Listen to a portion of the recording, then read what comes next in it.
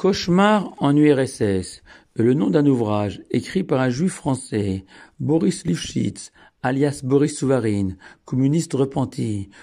où est décrite la famine qui frappa au début des années 30 l'URSS, la grande Russie de l'époque, et qui causa la mort de près de 5 millions de personnes, selon les estimations de certains historiens. Cette famine avait été provoquée par la collectivisation à marche forcée de l'agriculture soviétique par Staline, en dépossédant totalement ou partiellement les paysans soviétiques de leurs lopins de terre et en les transformant en ouvriers au service de ces kolkhozes, ces grandes exploitations agricoles. Car si le vol figure parmi les 10 commandements, fondement de toute vie sociale et spirituelle, voler la terre d'autrui est encore plus grave selon notre paracha de Shoftim, où l'Éternel nous ordonne « Lo tasig gevul reacha » tu ne reculeras pas les bornes de ton prochain qu'avaient posées les anciens. Et Rashi s'étonne de cette interdiction de voler la terre de son prochain, qui a priori est déjà incluse dans l'interdiction générale de ne pas voler. Et Rashi répond que la Torah spécifiait le vol de la terre pour souligner sa gravité. Et le Ben Ezra ajoute que la Torah a fait suivre cette interdiction de voler la terre de l'autre par la loi du talion, œil pour œil, dent pour dent. Car si un homme peut supporter la perte d'un peu d'argent, l'homme est prêt à tout pour défendre sa terre, qui est une partie de lui-même, sa richesse, son lieu de vie, la source de sa subsistance. Et le Abravanel complète le tableau en faisant remarquer que nombre de conflits au cours de l'histoire sont liés à des questions territoriales, ce que souligne la Torah, en évoquant aussi le déclenchement d'une guerre peu après cette interdiction de l'Otasig, ne pas voler la terre d'autrui. Et le Ramban nous permet d'approfondir le sens de cette interdiction de l'Otasig, car la Torah désigne les anciens qui ont fixé les limites des terrains de chacun, comme les Rishonim, littéralement les premiers, c'est-à-dire selon le Ramban, Josué, le conquistador du pays de Canaan, et Elazar, le grand prêtre, fils d'Aaron, et les chefs des 12 tribus, qui tous habitaient de l'esprit sacré, ont attribué à chaque famille la terre qui lui revenait.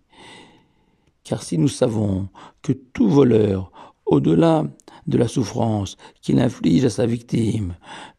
tout voleur défie ouvertement l'Éternel, en s'accaparant des biens illégalement que le Tout-Puissant n'avait pas jugé bon de lui donner. Mais pour la terre, et plus particulièrement celle d'Israël, le voleur attente à toute notre histoire, incarnée ici par Josué et Elazar, le socle commun du peuple juif, la base de notre unité et de notre identité. Le Al-Shir HaKadosh va comme souvent nous transporter dans une autre dimension, en rappelant que selon nos sages, la terre d'Israël à l'origine était infiniment plus grande que le petit territoire qu'elle est devenue aujourd'hui. Comment a-t-elle rétréci? S'interroge cet immense kabbaliste, et il répond que la terre d'Israël est surnommée la terre du cerf, car selon le Talmud, tel le cerf, dont la peau s'élargit ou diminue selon le corps de l'animal. Ainsi la terre d'Israël a cette faculté, selon le mérite de ses habitants, de s'agrandir ou au contraire de se contracter, et que chaque faute a un impact direct sur la terre d'Israël, comme s'il déplaçait les bornes fixées par Josué et Elazar. Et inversement, chaque bonne action contribue à ramener la terre à sa taille originelle.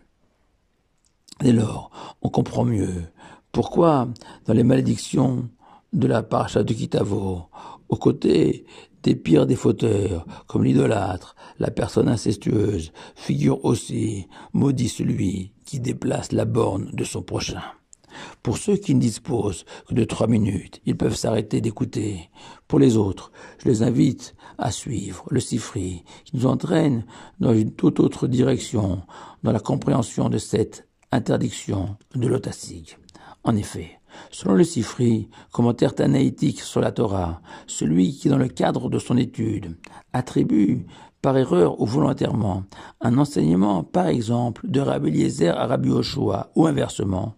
tombe sous le coup de l'interdiction de l'otasig, qui est interprétée comme l'interdiction de ne pas empiéter sur le domaine d'autrui, respecter la propriété intellectuelle de l'autre, dans le domaine sacré spécialement, car le Malbim fait appel à la Kabbale pour décrire que dans les mondes supérieurs, Rabbi Eliezer et Rabbi Yoshua occupent, grâce à la qualité de leur enseignement, des positions distinctes et qu'en inversant leur enseignement, on provoque un remue-ménage au ciel. Mais dans le domaine profane aussi, les juges contemporains, les dayanim, se fondent sur cette interdiction de l'otasig pour faire respecter les droits d'auteur, même sur des œuvres entièrement dématérialisées. Et le Talmud de Jérusalem applique même ce principe de l'otasig aux démons, en narrant qu'une fois, Rabbi Chinana Bar Papa est sorti la nuit pour distribuer la charité. Il rencontra un démon, mi-ange, mi-homme, qui lui reprocha « Pourquoi t'aventures-tu à l'extérieur la nuit? Ne sais-tu pas que c'est notre domaine réservé ?» Le Degel Machane Ephraim propose, lui, un très bel éclairage chassidique à ce lotasig, un peu trop long, même pour les plus courageux d'entre vous. On terminera, malgré tout, sur une inspiration chassidique en expliquant ainsi. Ne déplace pas les bornes de ton prochain. Renvoie à toutes les barrières que l'Éternel, surnommé ici Réacha, dans le sens ton bien-aimé, a dressé dans notre vie de tous les jours. En un mot, les lois de la Torah,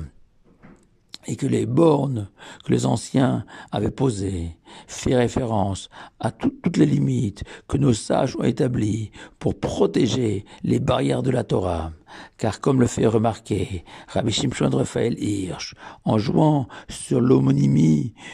de Massig, qui peut signifier obtenir ou reculer, l'Éternel et les sages ont tracé des lignes blanches autour du terrain, du domaine, de son prochain, ou autour de notre existence, et franchir ces lignes blanches peut paraître, pour le fauteur, comme une acquisition, l'obtention d'un bien, d'un droit supplémentaire, massig en hébreu, avec la lettre sin, alors qu'en fait, il est massig, avec la lettre samer, il recule, il fait un pas en arrière, parfois dans le vide. Shabbat shalom à vous tous.